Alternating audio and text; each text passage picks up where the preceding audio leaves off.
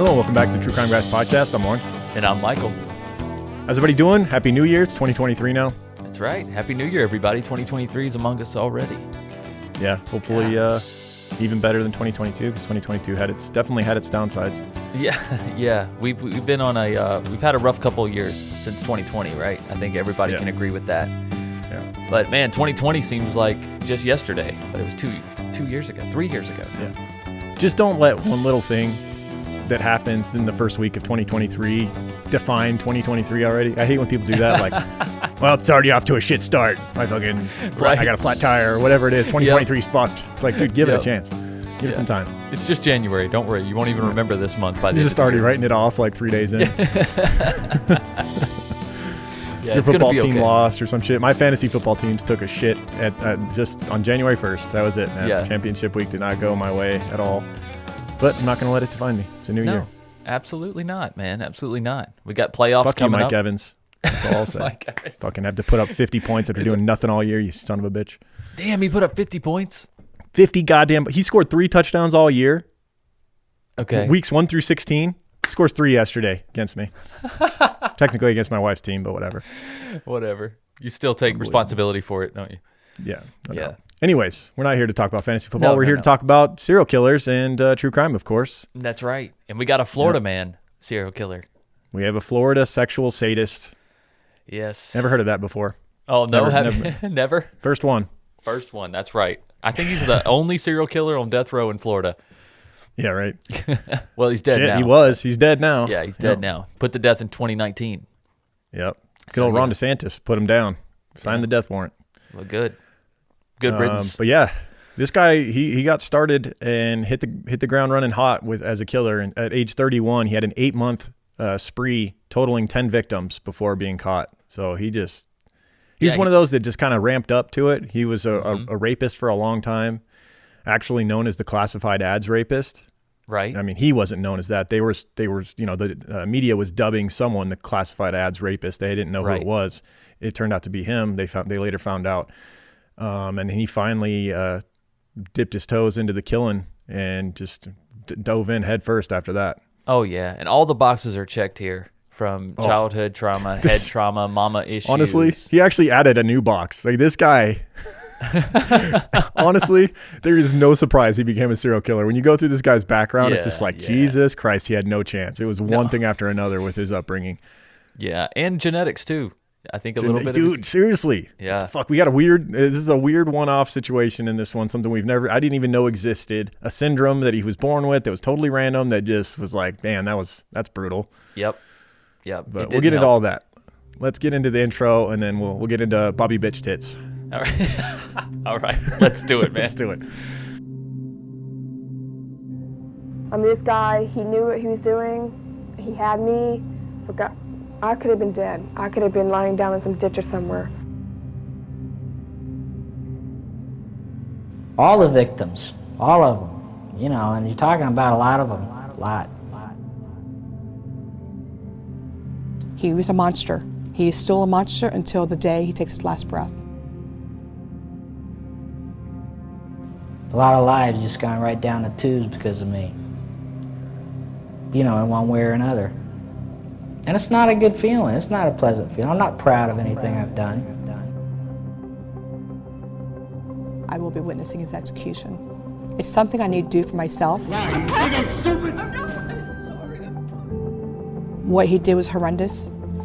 How he did it, these girls, these victims, didn't deserve to be killed. And the worst thing is I don't understand why. I don't understand why. All right, for our case this week, we are doing Bobby Joe Long, a serial killer, sexual sadist from Florida, working in the 80s. This is a suggestion from a listener, Rebecca C. on Instagram. Thank you very much for the suggestion. This case is right up our alley. It's perfect. If you listen to our show enough, you realize this is a perfect case for us. Absolutely. We love serial killers that are easy targets to make fun of. Yeah, 100%. And this guy, man, he like I said in the intro, he checks all of the boxes plus some extras. Yes, plus some extras. Yeah. All of the above plus like you want to add an extra one here with a comment box. That's Klinefelter syndrome. Yeah, let's add that one in. Yeah. If you don't know what that is, we're about to get into it. Yeah. So Bobby Long, or Bobby Joe Long, was born on October 14th, 1953 in Canova, West Virginia. He shares a birthday with Stephen A. Smith, Jared Goff, and Shaggy Two Dope from ICP. And also Usher. Usher too? Yeah. Okay. Yeah. Also, he would top all of these. Yeah, I'm surprised you didn't have him on oddball the characters list. here. Yeah. Really Stephen A. surprised. Smith, God, that guy. I want to slap him. He is just so slappable. He's just a shock factor announcer now, man. He just talks shit and he knows nothing. It's unbelievable. He's the hot like take just don't king. let that guy talk about MMA or any sports that he doesn't watch. It doesn't feel like he watches any sports. He like reads like a headline or like some box scores in the morning and then just like, okay, I can riff on this. Yeah, that's it. I mean, because his job is to stir people up now. It's not to give true opinions anymore. I mean, I feel like he's past that. Now it's just like how many people can I piss off with this statement? Right. Or how can I piss off the biggest amount of people? Because that's what's going to get your video passed around. Yeah, who's the other guy that does the show with Shannon Sharp, the white guy the old white guy that's just like an idiot? He's just like the white version of Stephen A. Smith. His name is Colin something, right? No, not Colin Cowherd. No, the other not guy, Colin the Cowherd. Texas guy that always just like... Dude, I know exactly who you're talking about, but I can't think of his name. Me too. I can't think of his name. Yeah, but anyways, they're both the same guy. Yeah. Yep. They just want to Both piss idiots. people off. They just want to piss people off. They want to have hot takes. They're Captain Hot Takes, man. It's what I call them. I'm like, you're not actually analyzing anything anymore. You started out that way. Yeah. But now you're just trying to piss people off. Yeah. Yeah, but good old Shaggy Two Dope from ICP, man. ICP was quite a thing in the 90s, huh? Yeah, it was. Yeah. There's a lot of people still walking around with the Hatchet Man tattoos. Yeah, calling and them, stickers I don't know on if they're their still car. calling themselves juggalos or what. Yeah, juggalos, man. They were big. Juggalos and juggalettes. Yeah, man. Yeah. I never They're got still into around. it. It's just kind of more of a sad story at this point. Yeah. There'll be a like behind the music about them coming out pretty soon, I'm sure. All right, so back to our study here. Bobby Joe Long, Right. as we mentioned, born in 1953 in West Virginia. He was born with, something called Klinefelter syndrome. It's a random genetic condition in which a male is born with an extra copy of the X chromosome. The primary features are infertility, small, poorly functioning testicles, and it also sometimes includes weaker muscles, greater height, which is kind of odd. That is odd.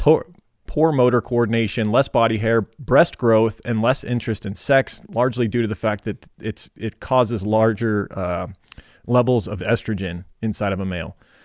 Okay.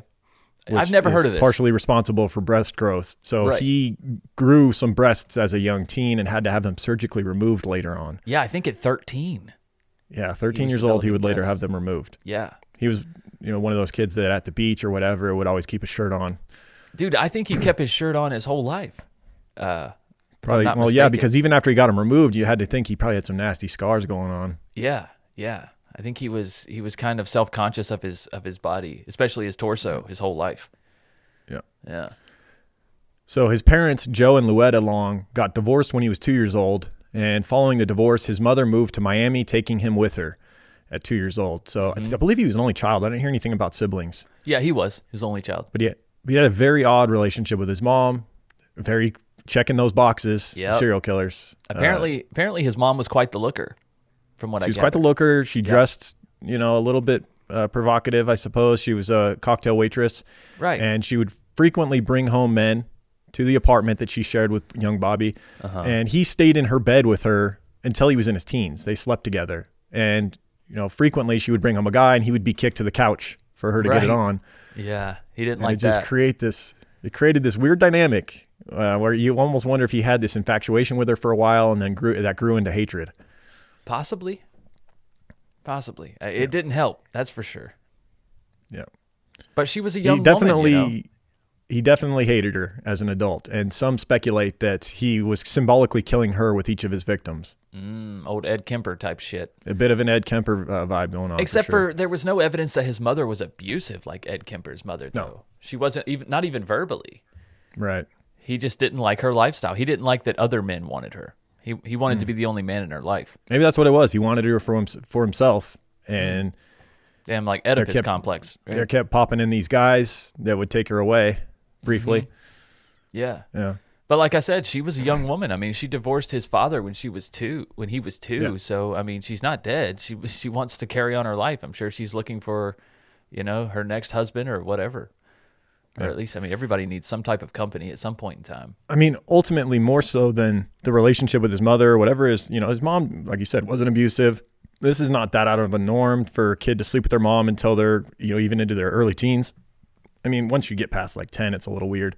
Yeah. In my opinion. But I mean, who are we to judge? Right. The problem is all of the brain trauma, in my opinion. That really changed this dude because he had a lot of it. As a child, he had several head injuries, checking more boxes. He fell downstairs. He fell off a swing set, man. Always seems to pop up, these swings. Yep. You'd think you'd hear more about trampolines. Trampolines seem way more dangerous than a fucking swing, but they weren't as popular back then. Trampolines weren't.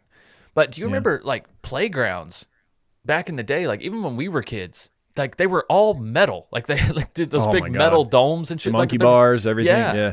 Or there would be like these things that was just a bunch of ropes weaved together. It's like it'd be so easy to fall and like hang yourself on these things. It's like like playgrounds were dangerous places. And swings though, I mean, what would you do when you were on the swings? When you hit 5, 6, 7 years old as a boy? You jump off. Let's see how high I can go up and jump off. Absolutely, I'm going to jump off. Yeah. And a lot of times you go off and your gas gets kind of caught on it and then you go face first. So you'll get caught on something. Yep. And not only that, if you fucking walk in front of somebody else swinging or you land in front of someone else swinging, you just get kicked in the face. Yep. Yeah. Anyways, so he falls downstairs and that was the least of it, really, because he was also thrown from a horse and was hit by a car as a young man so badly that he needed surgery to repair his jaw. So let's not blame the swing too much. Right. Yeah, the swing, it's the car, really, I think, that did him in, honestly. Yeah. Well, and then there's a motorcycle accident later as an adult that just seems to have really been the straw that broke the camel's back. Yes, it really, I would say the greatest change in his behavior came after the motorcycle accident. Yeah, so I'm sure I read a little bit that he was bullied relentlessly, probably, partially due to the fact that he had breasts as a young man. That doesn't help. Right.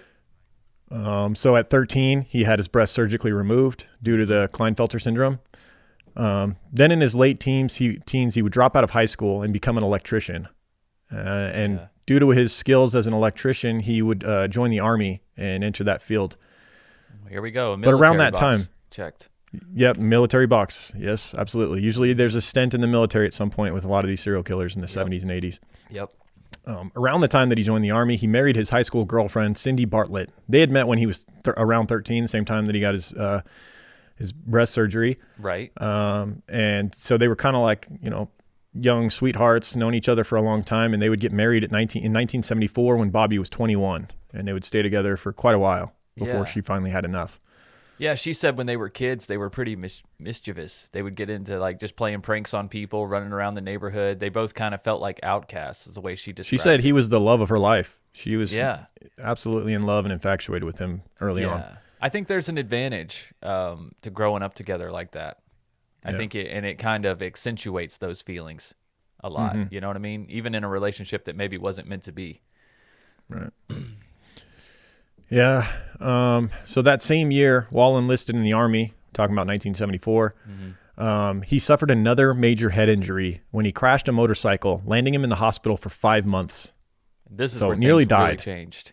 Yeah, nearly died, and some more severe head trauma just piling up. The frontal cortex damage, just completely taken away any inhibitions, and seemingly just his impulse control was completely gone following this accident. Do you think it was that, or do you think it was the near-death experience that just made him finally want to act on these fantasies? Maybe a little bit of both, but I think there's absolutely something to be said. And you've seen it time and time again where someone gets hit by a car or something like that, and their personality changes. Sometimes for the better. Sometimes people, they become great at something. Like I guess a lot of comedians, they were normal people, and then they got hit by a car or something, and all of a sudden they just become prolific comedians because they just like, fuck it, all I'm going to do is what I want to do all the time. Sam Kinison, I think that happened to Sam Kinison, if I'm not mistaken. Yeah, I think something like, didn't like Roseanne Barr or something like that too? She had some head injury, Yep. Yeah, it's odd. You know what was weird, though? It's weird that this motorcycle accident flipped the switch on his disorder, right? Because a big part of his disorder was low sex drive, remember? Yeah. And then now all of a sudden you're in this motorcycle accident and you're well into adulthood. Yeah. And now you're obsessed with sex. Yeah. Isn't that crazy? Like the brain is It was seen right away while he was in the hospital in a body cast. Yeah. Nurses reported him masturbating 5 times a day. I don't even While wanna in a know how body that cast. I don't happened. even know how you managed to do How that. do you do that? It's amazing. I'm not even mad. I'm impressed.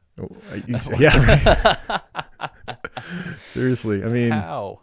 where there's a will, there's a way, I suppose. I'm just trying to do the math in my head on how this works because I'm just picturing him like, Oh, I know. stiff, like, We're thinking like cartoon freaking body Yeah, cast. body cast, right? Like you're like suspended. Your arms and legs are suspended and shit. Obviously, it wasn't that extreme. yeah. And maybe his pelvis wasn't in a cast. Maybe he didn't Right. break his pelvis. So I don't Yeah. know. Like Meredith on The Office. Remember when I'm just Michael trying to Scott picture hits her with like the scar- how animals, some animals masturbate, like rub it on themselves or whatever, like horses like slap it against their stomach. It's pretty creepy. Oh, really? Horses masturbate like that? Wow, Oh, yeah. you learn something new every day. The joys of being with a wife that's had horses her whole life, the things you learn. The more you know. But, no matter how he did it, he got it done 5 times a day. But then again, when you're in a body cast and you're held up in a hospital, what else is there to do, What for else? Christ's sake? Yeah, exactly. That's what I was thinking. You get bored, man. TV loses Yeah. its luster. You know what I'm saying? Like, yeah. I mean, I know that young teenage boys, their hormones are going crazy, but also I think a part of why they masturbate so much is boredom as well. Like summer vacation, you're sitting around, what else is there to do? Yeah, exactly. Nonetheless, after his release from the hospital, Bobby displayed more jealous and aggressive behavior towards his wife. So she noticed a change in his personality. He had his moments before. He was a very, what's the word? He was bipolar kind of. No, like he was ornery, I guess. There was Oh. things that would set him off. She noticed, like he hated the smell of garlic and popcorn, which that just makes him even more a monster in my mind. Those are 2 like top 20 smells. Right. Up there with like fresh cut grass, watermelon. Right? Who doesn't like the smell of popcorn? Popcorn and garlic are like, man, Yeah. grilled onions. Like I there's put just garlic in everything. top too. 20. That's what I'm saying. Top 20 smell. Yeah. What? Yeah. That's Some roasted garlic, bro. Come on. That should have been a red flag for you right there. Who doesn't Seriously. like popcorn. Get I him don't out. think I could be with someone that doesn't like the smell of popcorn or garlic. Maybe bad things We're just not happen the to same. him. We're different. Maybe bad things happen to them during that smell, because smells can be tied to your memories so strongly. And like That is true. that is true. maybe his mom would make popcorn for these guys that she would bring home or whatever, and he just related it to that smell. Still to this day, I have a bad connection with pine, the smell pine, even though I love like nature and pine trees and all that. But like Yeah. one time I had a surgery, probably for one of my broken bones, and they used to offer you scents for like what gas they would put you down with. Yeah. They would give you like an option on scents, and pine. I chose pine, and that was a mistake. I don't know, just Ruined it correlating for the you. two of like you getting put under and all that stuff, and it just not a good connection now. Damn. Well, and then now every time you smell pine, you think about that surgery, right? Right. Yeah. Yeah. I'm telling you, the smells, man, they can be tied to it. They can be tied to anything. So some of the things he would do to her, he would just be mean to her. And then also, like she mentioned, there was times where he would display his dominance over her by like pinning her on the couch with his knees on her shoulders and then slapping her in the face, which is just sounds horrendous. Yeah, it does. It sounds like some elementary school bully shit too, though. Yes, totally. Yeah. Nonetheless, they would go on to have 2 daughters together. It was a busy year in 1974 for him. He joined the Army. I think he got married, joined the Army, had the motorcycle accident, and had his first daughter. And they had 2 daughters almost immediately back to back, almost so much so that the wife and mother said that it was like essentially like having twins because they were born with like in the same year. Or what do they call it? Irish twins or something like that? Right. You're less than 12 months 1974 and apart. 1975, their daughters were born. Wow. And it's always amazing to me, someone who's a sexual sadist targeting women and has daughters. It just makes no sense. Like, it's just, isn't that crazy? It really, yeah, if that doesn't change your perspective, nothing will. Yeah, because I mean, I've never had any motivation to ever harm women, but like even more so when I had a daughter, it just like can't even fathom it at this point. Right. It really puts things into perspective. It changes your whole vision. It does. Yeah. He once was arrested after he choked Cynthia unconscious and slammed her head against the television. She said, "When I came to, I was on the couch. Of course, he was there crying. I'll never do it again. I'm so sorry." Then the next words were, "When you drive yourself to get stitches, if you tell them what really happened, I'll kill you when you get home." All right. Great. This is promising. Yeah. Nonetheless, the hospital saw, what had been done to her and made the decision that this was domestic abuse and had Bobby arrested. Wow. That's pretty crazy, like with no evidence. Yeah. She was in a special that I watched on YouTube. We'll have the link below. And she was interviewed in that, and she talked about how following this latest instance of abuse, she actually one night was basically had a loaded shotgun pointed to his head while he slept and was sitting there all night. She said she stayed up all night with that gun to his head, just contemplating whether she should pull the trigger or not. But she said the one thing that made her not do it was the fact that they had kids who would raise their daughters, because she would be in prison and their dad would be dead. Yep. Absolutely makes sense. I mean, that'd be a hard thing to do, even if you wanted to end him after the abuse you've suffered. No doubt. Just thinking about how now they have no mom or dad. Yeah. And I know one instance, or one time while she had the shotgun out, he woke up. Oh, really? Yeah. And he looked at her and he was like, you don't have the nerve to do it, bitch. He said something like that. Yeah. And she just imagine she just pulls the trigger right then. I know, It's right? perfect timing. I know, right? What was that? I'm sorry, you were saying? That gives you some insight into him too, as well. Like he I think at that moment he had decided he doesn't care if he lives or dies. Yeah. He didn't care. Maybe went back to that head trauma and that impulse control and all of that. Yeah. Yep. Yeah. Because you just don't think about consequences, I think, when you get that level of brain damage. It doesn't really occur to you. No, the impulses are so strong. I think that's the only thing that controls your brain. Yeah, and don't get it twisted into we're making excuses for this guy. He's a fucking monster. Oh yeah, absolutely. But nonetheless, I think the head trauma definitely played a role in him taking action on a lot of things that he wanted to do. Yeah, well, it absolutely escalated it, right, to murder. It made him a lot more rambunctious, a lot more impulsive. He just didn't care about human life after that. And before he delved into murder, long before that, he started frequently raping women. And this began in the late 70s. Bobby's wife noticed him being gone for all hours of the night with no explanation for where he was. And this is because he had discovered a clever way of getting invited into women's homes so that he could rape them.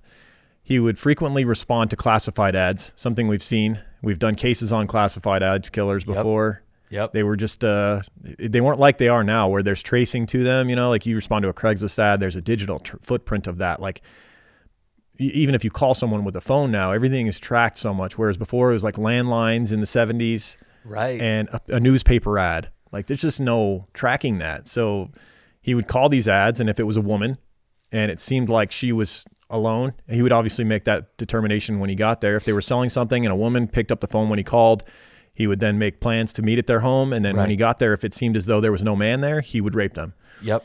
And he was smart about the things that he was shopping for. I'm using quotes here because, he would look for things like bedroom sets, couches, things that are going to be kept inside your home. So when you come to visit, you're going to be taken into the bedroom and or living room or whatever out of public eye. Like he was pretty smart about this. And then like if he showed up and a guy answered the door, he'd be like, okay, well, never mind. It's not what I'm looking for. I'm just He would not look interested. at the item, say, yes, I'm not interested. It's not going to work. Yep, exactly. Exactly. You just wish that one of those times he, would begin doing what he was going to do, and then the husband or boyfriend would show up. That would have been nice, right? Oh, right. And just kill his In ass the middle right of then. it. Yeah. Unfortunately, it Yeah, didn't so happen. so he would pull a knife on them, bind them, and rob their homes after having his way with them. Between 1975 and 1984, it's believed that he committed dozens of rapes in Florida using this method. Some estimates put his rape count at 50 women. And as we mentioned earlier, the publications would name this person the classified ad rapist. But they had no leads. They had no idea who he was. They wouldn't find out. They wouldn't find out who the classified ad rapist was until late 1984. Following him being captured for the murders that he commits. Which, isn't this crazy? Because, he wasn't killing these women, so they all saw him. They all saw him. They all saw his car. They all...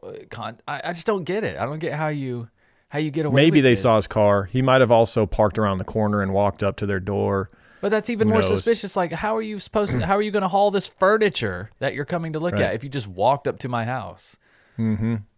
I don't know, man. There's so many gaps in that. It baffles me that he was able to get away for so long. None of these women were able to, give a good idea of what he looked like or anything, a sketch together. I don't know. It just baffles I me. mean, there was nothing that distinct about his looks either. Like if you look up That's a picture true. of him, he just kind of looks like a guy. There's nothing. Yeah. He's not He didn't a head have the turner. boobies anymore. Right. Unfortunately, that could have been something that got him caught long ago. Right. He looks like a man with a mustache, and then he's got tits. So that would have been a lot easier to capture him. That would have been way easier. He's got double D's with a mustache. That would have been a whole lot easier. Right. Sticks out of a crowd now. Yeah. But yeah.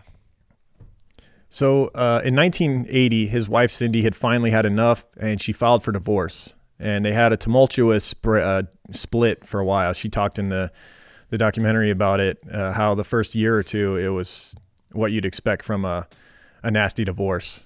You know, he would come to get the girls or whatever, and it was just they hated each other. But eventually she said that they finally started to get more cooperative with each other, I suppose you could say. And that might have come when he, a few years later, moved from Miami to Tampa. Okay. But not before. In 1981, 1 year after his divorce, he was charged, tried, and convicted of rape, but appealed the conviction and it was acquitted.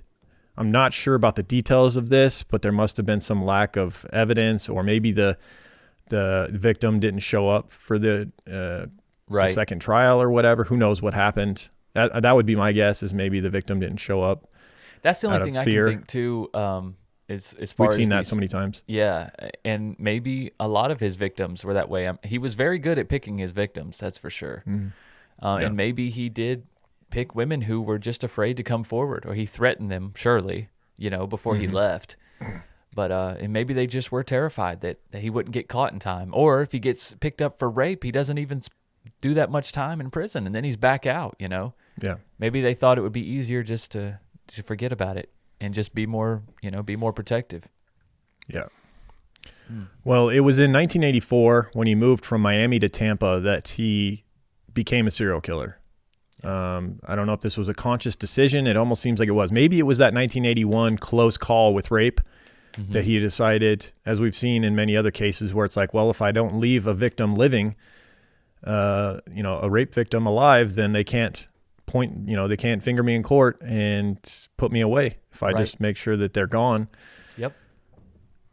I didn't think about it till this moment. It probably had something to do with that 1981 close call for rape, that he decided, if I just kill them, then I don't have to worry about it. Exactly. So while in Tampa, he would drive around in his 1978 maroon Dodge Magnum.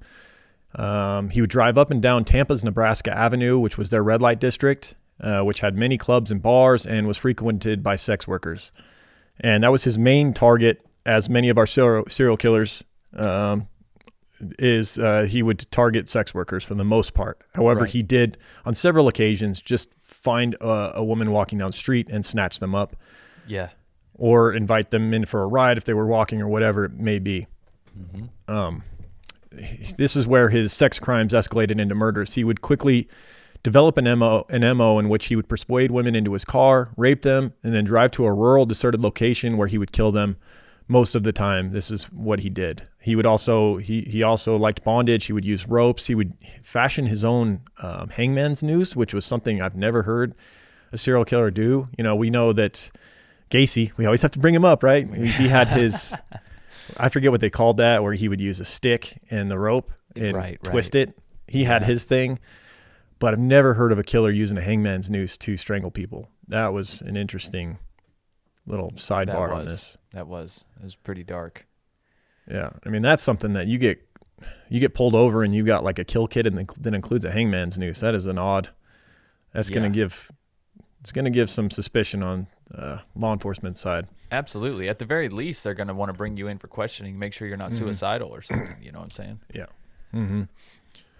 Most of his victims died from strangulation, though some had their throats slit. There was one victim that fought really hard and ran, and he caught up to her and slit her throat. One was shot. That was odd. It was almost like he was just getting bored and trying new things at a certain point. Right. Well, I think he's getting lazy as well. Yeah. Many of them were bound and posed into grotesque positions as well. Yeah, it was obvious he wanted to embarrass the victim. That's one of the things I really hate about this dude. He obviously wanted to embarrass these victims. Didn't it also seem like he treated the sex workers differently too? Like he really got off on torturing them, leaving them nude. Yes. And then in grotesque positions and stuff. It was almost like a Jack the Ripper type of vibe to it. Yes. Because there was a couple victims that weren't sex workers, that the girls were just, they were riding a bike down the street or walking or whatever. And it seemed like he left them clothed and not like posed.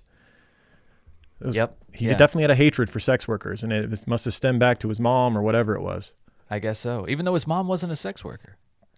I know, but like he put her in the same kind of thing. I guess he did. Yeah. Dressed scantily, and she brought home men frequently or whatever it was. Right. So the first of Bobby Long's victims would be 20-year-old Artis Wick, who had hitchhiked from Gas City, Indiana to Tampa. She was engaged to be married and came across Bobby. He abducted her, raped her, and strangled her on March 27th, 1984, and she wouldn't be attributed to his victims until like he was captured.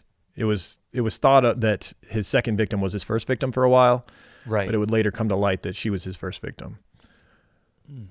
Police didn't. That was partially because police didn't find her skeletal remains until 8 months later after her murder on November 22nd, 1984. She was found in rural southern Hillsborough County, Florida. Isn't she one where he gave up the location of her body, like after being caught? That's why it's 8 months later, right? I believe so. Yeah, I think that was when he was captured. It was in, I think, November of 1984. So yeah, that would make sense. Yeah, I think he ended up giving up her body location. Mm-hmm.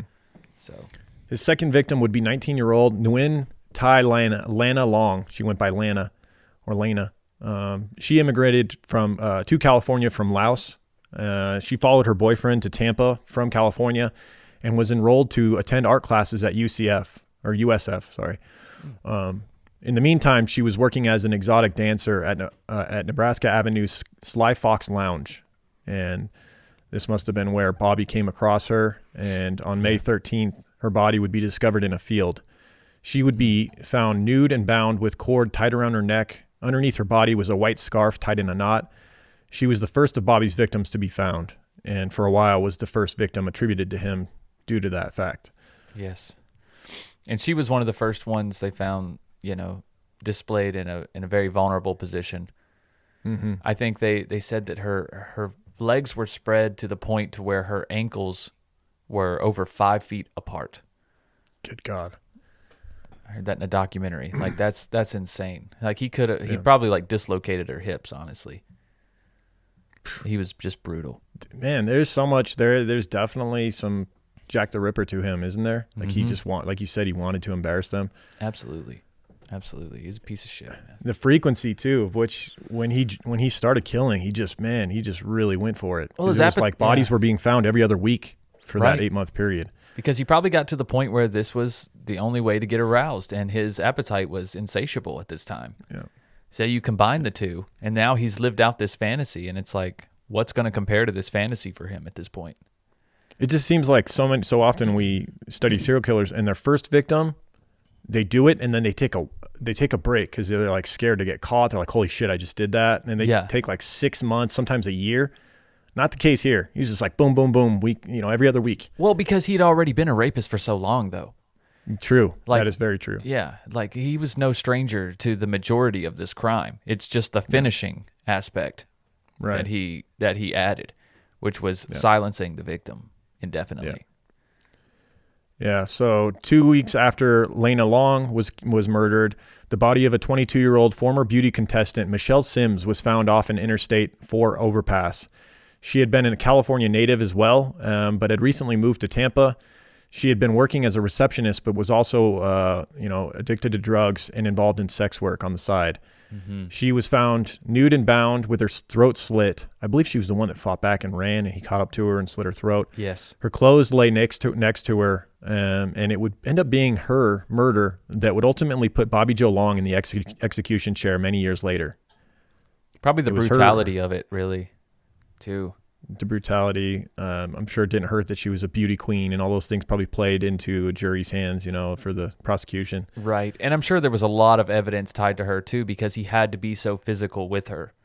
Yeah. You know what I mean? Because like you said, she fought back, she ran. I'm sure there was a lot more evidence on her body and at the crime scene because of the brutal and messy way that he killed her. Yeah. Yeah. And then on June 24th, 1984, 22-year-old Elizabeth Ludenbach's body was discovered fully clothed in an orange grove. She had been raped and strangled. She was a shy girl who worked on an electronics assembly line at a factory. She had never been involved in sex work. She just happened to be in the wrong place at the wrong time, walking down Nebraska Avenue just blocks from her home when she was abducted by Long on the evening of June 8th, 1984. Yep. Prime example of just a girl that was not involved in sex work, who was, different in his eyes. He viewed as many serial killers do, sex workers as less than human. This girl, a normal girl working at a factory in his eyes. So he left her fully clothed, didn't pose her and do all of that, didn't slit her throat. Still, nonetheless, a horrific end for her life and a tragedy. I mean, he still raped and murdered her, strangling her. Absolutely. But it's interesting the way that he treated her body afterwards, differently than the sex workers, for sure. Yeah, it is interesting. It really is. I guess he just got desperate, or sometimes he just was opportunistic. Mm-hmm. He was. Just saw them and couldn't help himself. Yeah. Saw them alone and just had to strike. Yep. It's at this point that police began to think that there's a serial killer that's targeting these women in Tampa, and forensic analysis would confirm their suspicions that these murders were all connected. On Sims and Ludenbach's clothing and the white scarf found under Lena Long, tiny red nylon fibers, likely from carpet, were discovered. Mm-hmm. And most of the dump sites from the murders also had matching distinct and rare tire tracks that they said were typically from a Cadillac, which is interesting because he was driving that red Magnum at the time, but who knows where he got the tires from. Right. Yeah, I think so he had his fifth one tire. I think he had one tire that was different, and that was the tread that was so rare. Oh.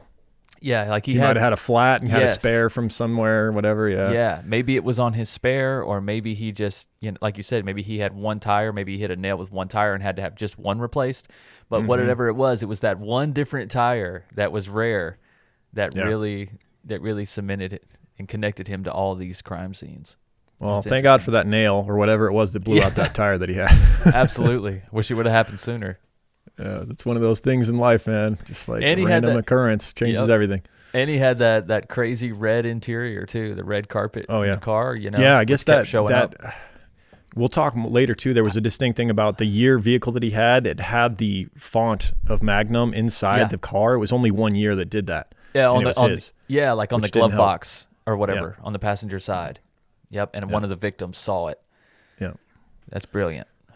So Bobby Joe Long's fifth victim was 21-year-old Vicki Elliott, who disappeared on September 7th, 1984 on her way home from waitressing at the Ramada Inn. At the time of her death, Vicki had plane tickets to go back to Muskegon, Michigan, where she had dreams of becoming a paramedic. I don't believe she was involved in sex work either. Her body wasn't found until November 16th, 1984. She had been strangled. And once again, I don't think she was found in the same fashion as the sex workers. I don't think so Once either. again, I couldn't find anything about the way her body was found, but I feel like they would have mentioned it if she was nude and displayed in a certain way. Mm-hmm. This is the one that's a bit different, and they didn't connect him to this one right away because there was such he veered off and the MO changed. On October 7th, 1984, 18-year-old Chanel Williams' body was found. She was a sex worker and was abducted from Nebraska Avenue, much like some of his other victims, but her murder was not immediately attributed to him because she was the only black victim and the only one who had been shot to death. She was found nude and her clothes laid next to her, which was common for the sex workers that he killed, but using a gun is different. And like the other victims, though, this is how they later connected him to them. The forensic tests done on Chanel's clothing revealed the presence of those same red tiny fibers from what would turn out to be the interior of his red Magnum. Yep. Couldn't ditch those red fibers, man. Yeah. Such unique car interior. I think he shot her too in the back of the neck. Which was such a weird thing to do. Right. Maybe he didn't want to disturb her face. I don't know. I mean, who knows what happened? Maybe she was fighting real hard with him and he just grabbed the gun from his glove box, or who knows? I mean, we'll never know what happened. Well, I would say he was probably walking her out through the woods blindfolded behind her. Possibly. And just shot her probably at the base of the skull is what I'm imagining. But yeah, it is weird that he decided to shoot her. But like you said, this is ramping up. This is getting towards the end of his streak here. right? And maybe he's getting more brazen. He is. He's getting more brazen, and he just wants to be done with it because he's not. The killing is not the part he enjoys. Obviously, yeah. You know what I'm saying? So he just wanted to get it done, however he had to get it done. I think he just didn't care at this point. He did enjoy torturing though. So he's known as a sexual sadist. So maybe he enjoyed the torture, but not the once they were killed, it was no fun anymore because he couldn't torture them any longer. Yeah, exactly. I think like that's why he left all those early victims alive. That's why he was just raping people for so long. Yeah. And then he realized it was only a matter of time. He probably got off on the idea that they were going to be scared forever. Yeah. That he would come back or whatever. Absolutely. He liked ruining very much lives. like the Golden State Killer. Yes. I think he would have just gone on raping forever if he didn't turn to murder as a means of like staying free, and not getting caught. Absolutely. 1 week later, 28-year-old Karen Dinsfrin's body was found in an orange grove. She would be his 7th victim. She had a daughter named Alexa that she supported through sex work on Nebraska Avenue, and she had been strangled and bludgeoned to death. Ligature marks were present on her neck, and she had been bound. And that's this is one of the incidents where the hangman's noose was used. Mm-hmm. And it was Very found bizarre. at the scene, right? Still. Yeah. Then we get on to Kimberly Hops, a 22-year-old who had dreams of moving out west to Texas, but had unfortunately crossed paths with one of the most evil men in Florida. Her remains would be found on the side of US 301 North on October 31st, Halloween, 1984, but her murder was not attributed to Bobby Long right away. She was nude, and exposure to the elements had made her body impossible to identify, and too much time had passed to collect forensic evidence from the scene. So she'd been obviously killed much sooner than October 31st. It's heartbreaking how many women were on the verge of moving away from that area too, isn't it? Like we just talked about a victim who already had plane tickets to go to Michigan, and then like she was planning on moving to Texas. It's just these are all details that I found. There's a link below to a Facebook page that put more information about Bobby Joe Long's victims. Yeah. The page is dedicated to just more information about the victims, because so often we just hear their name and when they were killed, and it's all this information about the killer. I tried to find as much as I could on these victims, and rarely is a sex worker doing that with long-term plans of that being their career forever. They're doing it to survive in the meantime while they're trying to get something figured out. Right. To put food on the table. Maybe sometimes they have a young child, and they're maybe their boyfriend or whatever took off on them, and they're just trying to survive. That's right.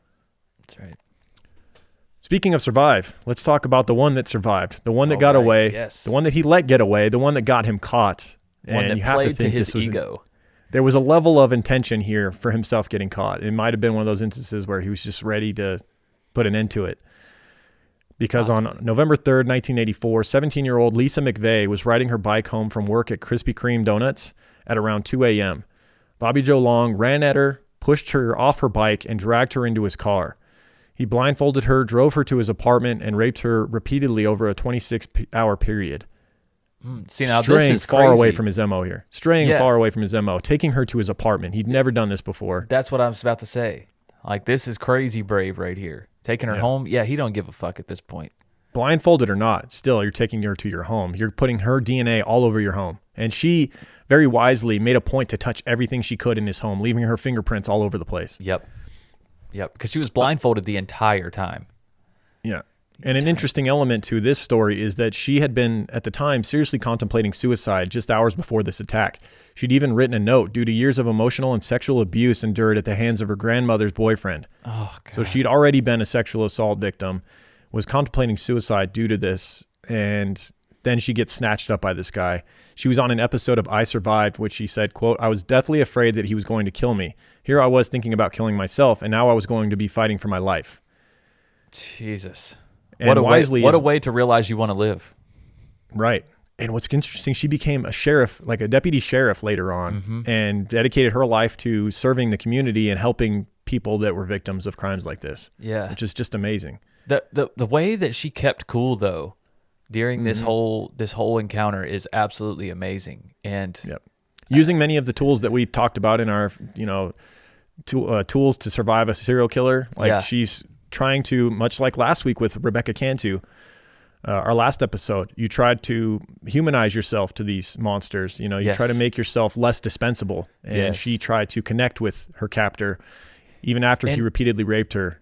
And I think she kind of got to him after a while because she described one instance when they were in the shower together, and she's like, he started touching me like he cared about me. She's like, he was like washing my hair and like, rubbing my face. And then she's like, and then he took my hands and put them on his face. And she was like, and then that is when she just started feeling his face to try to get any idea of what this man might look like. Yeah. Which was bold. Like, why would you do that? Right. Like, as a killer, why the hell would you let your victim touch your face? And that he saying? wouldn't have she would have never gotten this treatment if she was a sex worker on Nebraska Avenue. This was one where she was riding home from work and he snatched her off her bike. That was part of this situation. Yeah, she got a little bit more of a leash because she was not a trash person in his eyes. Right. I think in a perfect world, he keeps her as his girlfriend. You know what I mean? I think he had these weird fantasies like, maybe she'll fall in love with me if I keep her long enough because I really do like this one. There had to have been at least a 1% chance that he thought that when he let her go, she would come back, right? Yeah. Yeah. Instead, she went straight to the police, thank God.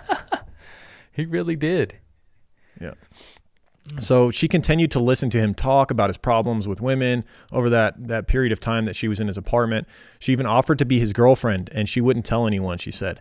Brilliant. Then McVeigh made up a story about being the sole carer for her sick father. And she just made it really hard for him to kill her. She just made herself, valuable in his eyes. And ultimately, these attempts to connect herself with the killer saved her life, it seems. While still blindfolded, McVeigh used the bathroom in Long's apartment and touched everything she could, as we mentioned, just putting her fingerprints all over everything. And then in the early hours of November 4th, Bobby ordered a still blindfolded McVeigh back into his car, which she counted the steps in his house and noted the red carpet interior of his Magnum and the font that said Magnum inside the car, which was a feature of only the 1978 model of that car. Right. And if you're wondering how she saw this, apparently the blindfold, she could look down out of the blindfold. Because, like sometimes when your blindfold goes over the bridge of your nose, you can still see out the bottom. There's a gap at the bottom. And that's so if you tilt your head back far enough, you can see exactly down under it. And so, she's walking around with her head back, just trying to see as much as she possibly can. And that's how she picked up on the fibers in the Magnum. Because that was my first question. Like, how did she see that if she's blindfolded the entire time? But yeah, I think he even later said after his capture that he knew she could see. He said, I knew she could see. I knew that this is probably going to get me caught. Yeah. But he said he couldn't bring himself to kill her. And maybe he wanted to be caught at that point. Maybe. So he drove her further, pulled her over, and told McVeigh to get out of the car and keep her blindfold on for 5 more minutes as he drove away. And she later proclaimed, quote, I would say thank you for choosing me and not another 17-year-old girl. Another 17-year-old girl probably wouldn't have been able to handle it the way I have. I truly believe that all the abuse I'd been through in my life helped me get out of that situation. Yeah, it's hard to argue that. I mean, it's unfortunate and it sucks that she suffered all that abuse and then ends up being a victim of a serial killer and rapist at the same time. But it's true. If she hadn't been in those situations... Honestly, for society's sake, thank God it was her, because she was strong. She'd already been through it. Yeah. And then she ultimately turns it into a positive and becomes a deputy sheriff and gets this guy put behind bars. I mean, she's strong enough to testify against him and everything else. And now she actually was present at his execution many years later, 30 plus years later. She made a point to go there and wanted to be the last person to see he wanted to be her to be the last person he saw before the poison entered his veins. Yeah, but unfortunately he never opened his eyes, she said. Yeah. She said he just sat there, eyes clenched. Yeah. Not looking into the eyes of his victim and victims' families. Yeah. Piece of so shit. Following Bobby setting her free, she went straight to the police and told them everything that she could remember: the color of his car, the word Magnum on the dashboard, the red carpet in Long's home. She explained that her captor had used he have red carpet in his car and his house? What is with this guy? Just really loves red carpet, huh? Apparently. Red carpet was pretty popular back in the day, though. That's true. In the 70s and 80s, it was really popular. Cars and just houses. Imagine that, though, like red carpet. This just seems bizarre to have in your home, or in your car, maybe not so much, but in a home, red carpet's definitely not too popular these days. No, not anymore. No, but 70s and 80s, I think it was more popular. I had a couple family probably a members that had, brilliant move for a serial killer, though, right? What? Probably a brilliant move for a serial killer if you think about it. What, red?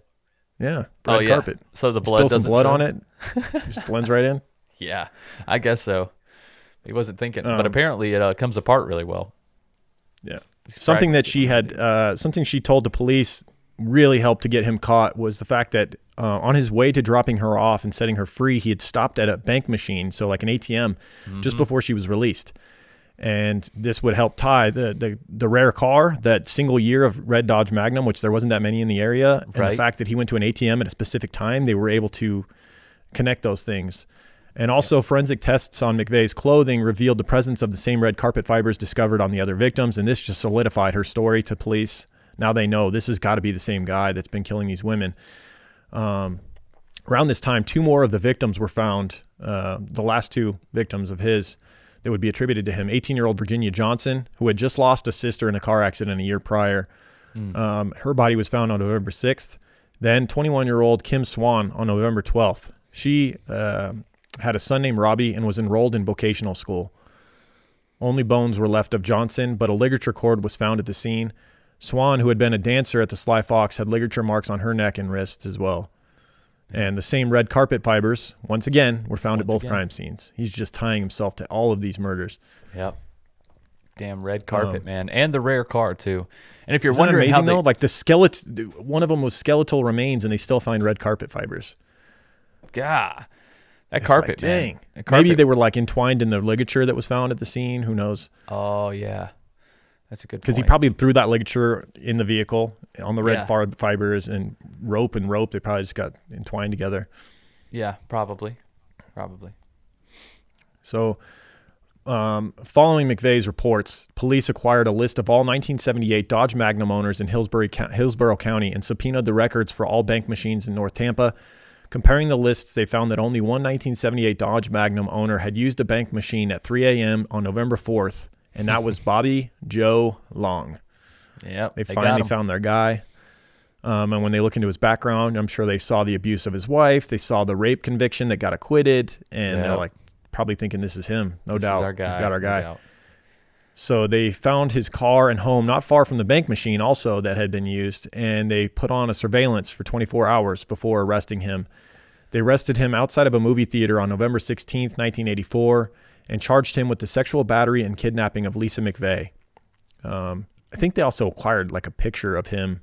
Oh, that's what it was. They pulled him over. So when they had him under surveillance, they pulled him over under a guise of like some robbery in the area, and his car matched the description or something. Yeah. And they actually asked if they could take a photo of him, and he agreed. Yeah. And then set him free. And then they took that photo to Lisa McVeigh, and she confirmed that it matched what little she had seen of him or whatever. Right. And then also, while he's in that movie theater, they were investigating and checking out his tires, and they found that one tire matched, and they were like, that's it. That's the nail in the coffin right there. Yeah. That's it. So now in custody, they can really start grilling him about the murders. They have him for that sexual battery and kidnapping. Yep. But now they've got to get him to confess to all those murders. And he signs a formal Miranda waiver and consented to questioning.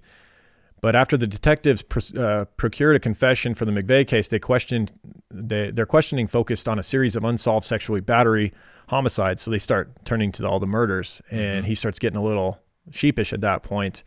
And says, I'd rather not answer those questions. The detectives continued the interrogation and handed long photographs of the various murder victims. At that point, he stated, the complexion of things sure have changed since you came back into the room. I think I might need an attorney. Yeah. And I'm guessing they kind of deflected that. They didn't go, would you like an attorney right now? They were probably like, well, let me just ask you one more question. Whatever they did, they diverted it back to questioning. And ultimately, he would give in and confess to 10 murders and McVeigh's rape and kidnapping. He would also reveal the location of Vicky Elliott's body, I believe, as well as his first victim that we talked about earlier. Yeah. Because she was found in November, not long after his capture. A plea bargain would be agreed upon in which Long would plead guilty to 8 of the 10 murders, and he subsequently received 28 life sentences for murder, rape, including the rapes that he committed as a classified ads rapist as well, and kidnapping. And for the murder of Michelle Sims, the beauty pageant winner, he received the death penalty. Good. And hung out on death row for almost 35 years. as Wow. we've seen many times. That's a long time for Nonetheless, Florida. It is. That's true. Like if it was California, it wouldn't be surprising at all. No. But one of the first things Governor Ron DeSantis of Florida did on April 23rd, 2019, was sign that Bobby Long's death warrant, the first death warrant he had signed since taking over office in January of 2019. And Bobby Joe Long's subsequent appeals were denied, and he was executed by lethal injection on May 23rd, 2019, just a few years ago. Yep. Nearly 35 years after his conviction. He ate his final meal at 9:30 a.m. He requested roast beef, bacon, French fries, and soda. Okay. Interesting. Yeah, really. Roast beef and bacon. That's an odd combo. Yeah. That's a really odd combo. Yeah, I know, right? I don't understand that. He would be pronounced dead at 7 p.m. and made no last statement. And as for Lisa McVeigh, the one that survived and became a sheriff's deputy, Yeah. she said, quote, "I wanted to look him in the eye. I wanted to be the first person he saw. Unfortunately, he didn't open his eyes, but she did, in fact, make a point to go to his execution and witness his death." Good. I'm sure that gave her some closure. Absolutely. That was a good feeling, especially in the spot in life that she is, the way she turned that around. And then now, I don't know. I just feel like a police officer who has the experience that she has now, a true victim's experience, a true worst case scenario. Yes. It's like, I just don't know how you would get any more passion to help people than that. You know what I'm saying? Like that's the exact type of person that you would hope would become a police officer, someone who knows what it feels like to be a victim, On multiple fronts. She was abused by a family member early on and then snatched up by a random sexual predator and held captive. I mean, geez, not many people have had the experiences she's had. And she was just tired of being a victim, man. And I admire that. I admire that a lot. Very impressive. And you hear some of her in the intro as well. There's a lot of interviews with Lisa McVeigh. You go on YouTube, and she's a very inspiring person, no doubt. Mm-hmm. No doubt. Yeah. Wow. Well, old Florida man. One way to be an inspiring person is to have really pleasant smelling armpits. You think so? You think that inspires people? Yeah, inspire people to smell better. That's You know what right. I mean? And I'd like to inspire you to smell better naturally and organically, right? That's right. Not our best segue, I'll give you that. No, we're getting there. We're a little rusty. You guys don't know what this bumpy segue we're trying to make here. Yeah. It's for Oh My Gaia. Oh My Gaia, which is an innovative, all-natural deodorant, fragrance, and beard oil company that specializes in paraben and aluminum-free products. And their innovative line of deodorants inhibit the growth of odor-causing bacteria while still maintaining effectiveness. At Oh My Gaia, they use only all-natural, paraben, and aluminum-free organic ingredients in everything they make, guys. And there's tons of scents to choose from vanilla, cherry almond, sandalwood, lavender, lemongrass, Egyptian musk, coconut, dreamsicle, fireside, bergamot amber, pear, sweet pea, sailor, barbershop. And if you don't know where to start with our own scent, True Crime Pine, made especially for the True Crime guys here.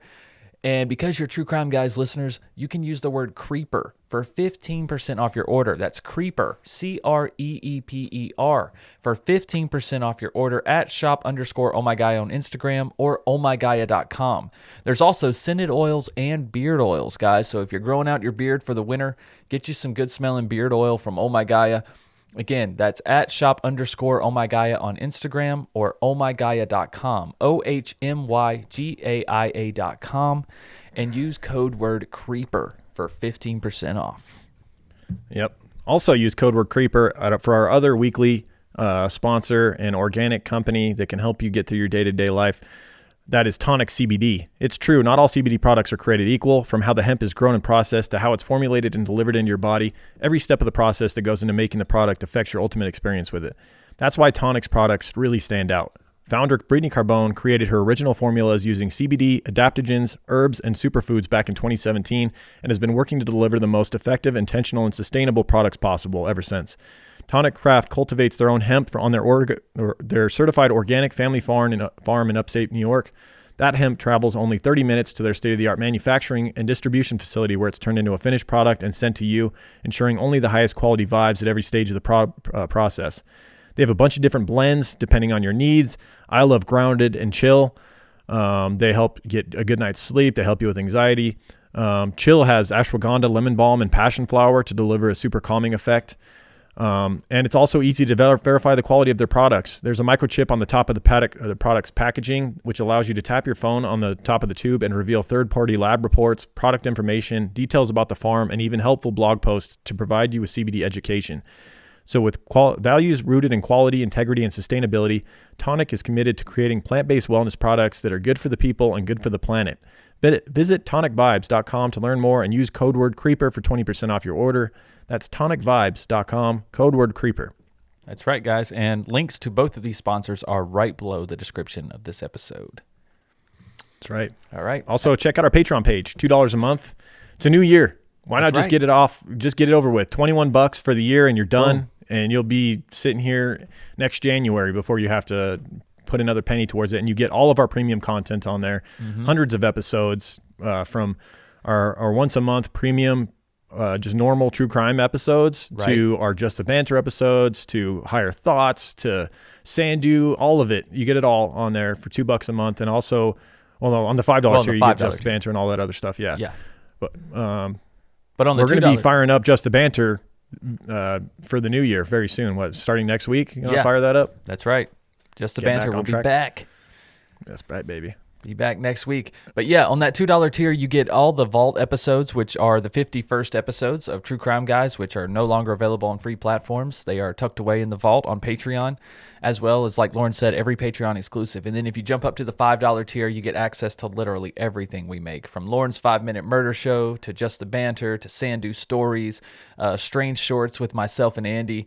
There is a lot going on every week on Patreon. So, and like we said, guys, we took a little break for the holidays, but everything will be back in full effect starting this month. That's right. All right.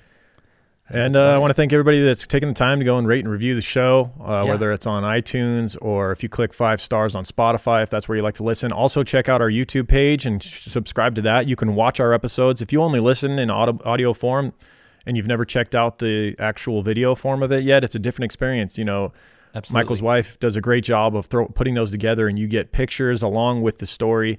Because I know you're Googling anyway. You got to see what this guy looks like. You got to see what some of the victims look like. You're curious. So we do all the work for you over on the YouTube page. So go give that a subscribe.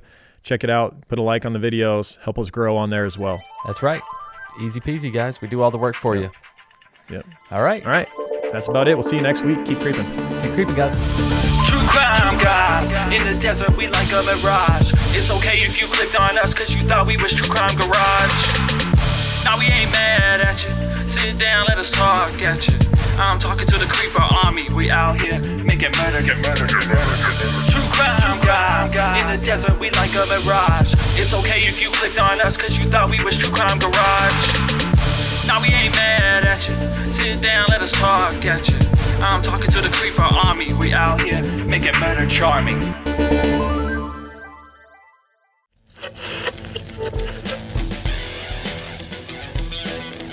From the minds of True Crime Guys, come TCG Weekly. If you've enjoyed this episode, please feel free to check out all the other programs on the TCG network. Every Wednesday, a new episode of True Crime Guys proper, Strange and Unexplained on Mondays, and Full House Fantasy Football on Fridays to start your weekend. And if those aren't enough, head on over to our Patreon account, where you can have access to hundreds of hours of content, including older episodes and other Patreon exclusives like Strange Shorts, Sandu Stories, Higher Thoughts, and the 5-Minute Murder Show. But until next time, guys, keep creeping. Hey, how do you shut this thing off? Over?